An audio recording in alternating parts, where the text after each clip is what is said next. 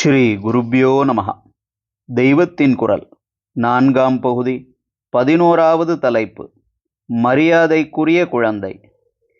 பெரிய இடத்து பிள்ளை என்பதாலேயே நாம் நமக்கென்று ஒரு யோக்கியதையும் சம்பாதித்துக் கொள்ள வேண்டியதில்லை.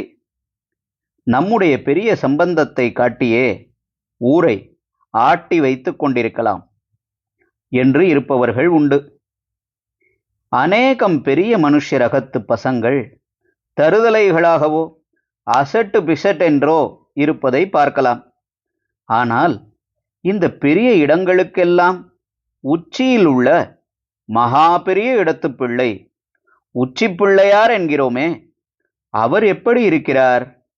தேகபலமா, புத்தி கூர்மையா, காரிய சக்தியா, அன்புள்ளமா, எல்லாவற்றிலும் தமக்கு மேல் யாருமில்லை என்று இருக்கிறார். பெரிய இடத்து பிள்ளை என்பதால் மாத்திரம் அவருக்கு பெருமை இல்லை.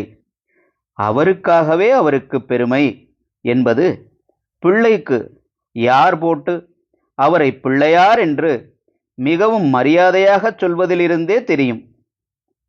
பொதுவாக தாய், தகப்பன், பாட்டன், பாட்டி, தமையன், தமக்கை ஆகிய பெரியவர்களைத்தான் மரியாதையாக தாயார், தகப்பனார், பாட்டனார், பாட்டியார், தமையனார், தமக்கையார் என்றெல்லாம் சொல்வது வழக்கம். பிள்ளைக்கு அப்படி மரியாதை விகுதி சேர்த்து சொல்கிற வழக்கம் எங்கேயும் கிடையாது. இதற்கு மாறுதலாக இவர் ஒருவர் விஷயத்தில் மட்டும் பிள்ளை என்காமல் பிள்ளையார் என்றே சொல்கிறோம். ஹரஹர சங்கர, ஜெய ஜெய சங்கர.